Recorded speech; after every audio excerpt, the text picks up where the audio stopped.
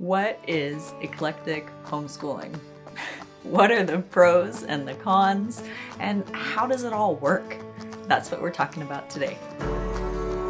It dawned on me that in all my time here on YouTube as the eclectic homeschooler, I have not done a video specifically dedicated to eclectic homeschooling and what that is and how it works. And I figured it was about time to put something out there for you all about eclectic homeschooling. So today I'm going to share with you my 3 main pros of eclectic homeschooling and the 2 kind of major cons that stick out to me so that you can see if it might be a good fit for you, or maybe you're already doing it and don't even realize it. I definitely want to say that eclectic homeschooling is not the only way to homeschool. It may not even be the best way. It is just the way that works for our family. And that is what is so important about homeschooling, is finding out what method of homeschooling is going to be the best fit for you, that you can all find enjoyment and fulfillment in to achieve the goals that you have set out for your homeschool. Most homeschoolers that I know start out their homeschool experience kind of following a more traditional approach to homeschooling, where they are creating a school at home environment where they might have desks set up and a rigid schedule that they follow.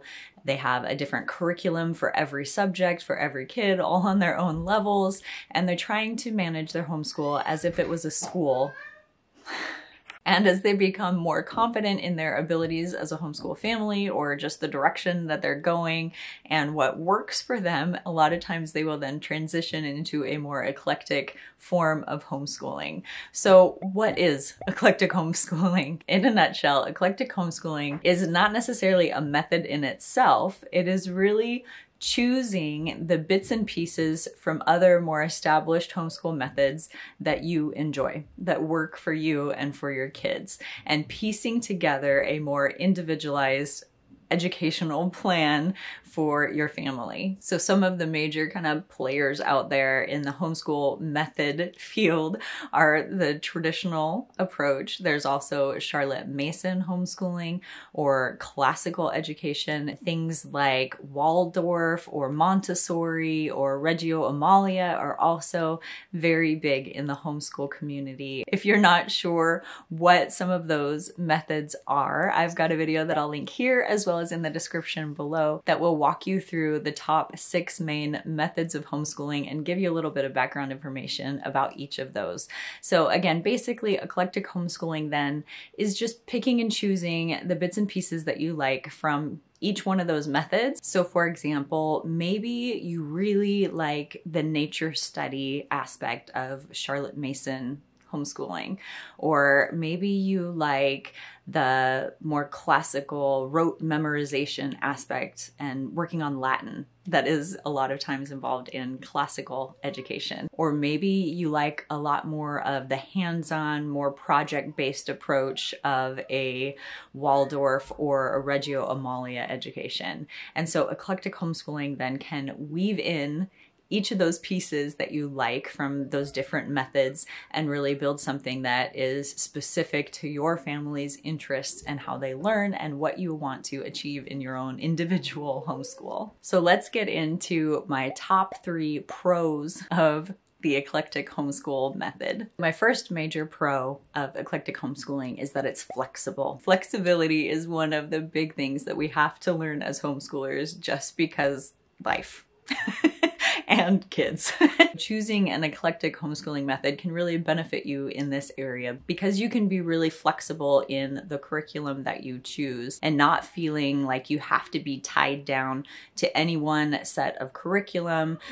You can pick and choose what works for you, and that can really allow you to be more flexible than with how your routine and your schedule can go. Doing eclectic homeschooling can really allow you to be flexible in that maybe you want to participate in like a classical conversations homeschool co-op where you do a lot of your classical based education there, but you really like the Charlotte Mason nature study approach. So when you're home, you can weave in some of that Charlotte Mason style of learning, as well as then maybe you choose a more traditional math curriculum that you're going through.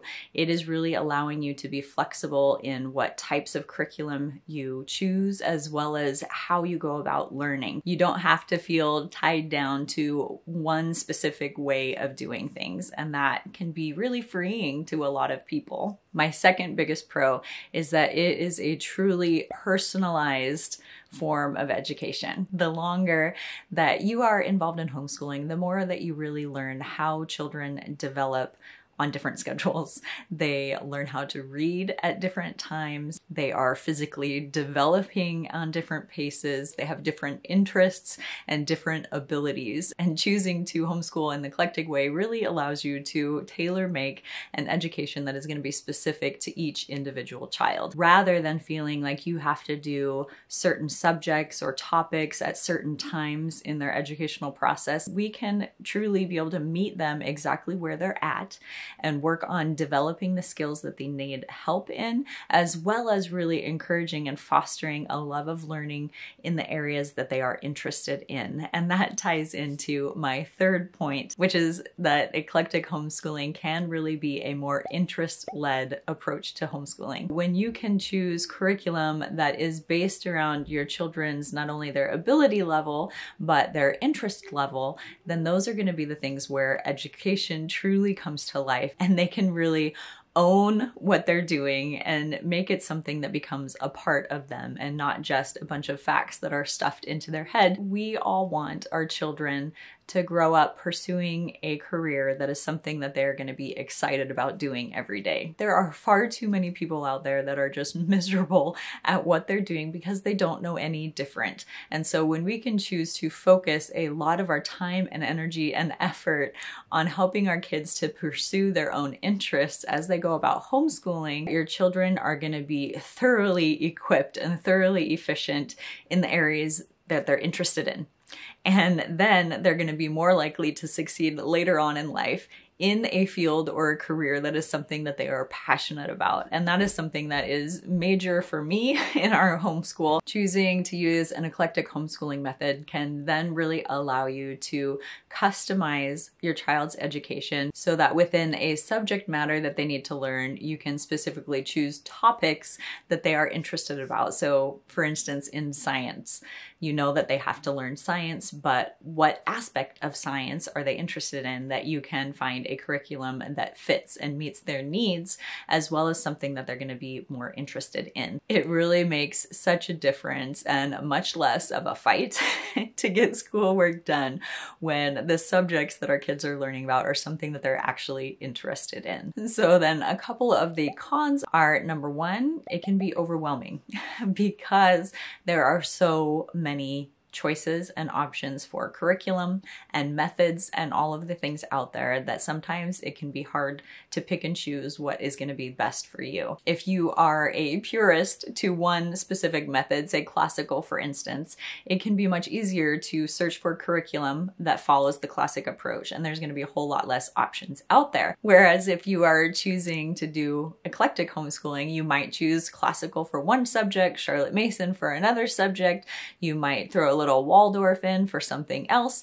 And so then there's going to be a whole lot more options that you have to weed through and pick and choose what you think is going to be the best fit for you. So on the front end, there might be a little bit more work involved in that decision-making process, but there's tremendous benefit of doing things this way as you become more confident in your homeschooling ability. When you first start homeschooling, it can certainly be very beneficial to perhaps choose one method and stick with that for all of the subjects until you feel confident in your ability to homeschool. And as you get more comfortable, then you can start to weave in some bits and pieces of different methods that you may like. The second kind of bigger con is that there might be a little bit more holes or gaps in your child's education. However, it's important to keep in mind that no matter what method you choose, there are going to be some gaps. We have to get ourselves out of this mind frame of thinking that it is our responsibility to teach our children everything that they need to know for life in the first 18 years of their life.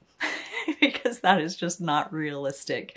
And we can't have that expectation on themselves or on us to accomplish that within our homeschooling. And when you think about it, there are certainly major gaps, even in kids that go up in the public school system. There is no way that anyone can learn everything that there is to learn. So while this can kind of be a con for eclectic homeschooling, in all honesty, it can kind of be a con for every form of education. Because no matter what you do, there are going to be some gaps, and that's just reality. So how does it all work?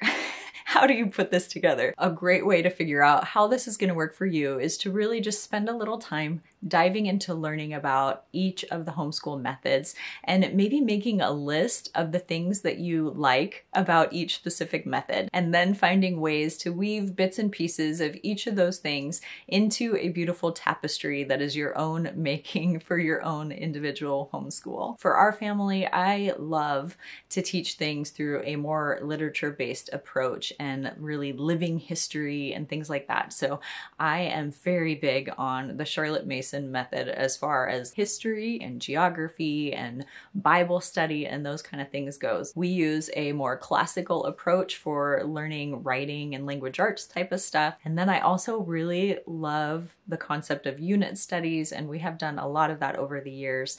I really feel like that cross-curricular approach is hugely beneficial and really frees up a lot of time because you're covering multiple subjects while you're learning about a specific topic. As well as we love the concept and the idea of unschooling and a much more interest-led education. So that certainly plays a bit of a role in our homeschool as well. All of those things mesh together, make up our eclectic homeschool. But again, homeschooling is going to be different for every family, and how you build something together is going to be as unique as your fingerprint. And that is the beauty of homeschooling. What kind of homeschooler are you? Do you follow a specific homeschool method? Are you a purist? Or are you a little bit more eclectic? Drop that in the comments below. I'd love to hear what methods you follow. If you are newer to homeschooling and you're still just kind of trying to figure this thing out, make sure you check out this video here that is about the 5 biggest mistakes that new homeschoolers make so that you can avoid them. If you're interested in how things work for us, make sure you subscribe, because I'm about to start a series where I'm going to be talking about how I teach each of the subjects in our homeschool. Thanks so much for watching today. I hope you enjoyed this video. If you did, please hit that thumbs up button below, and I'll see you next time. Bye.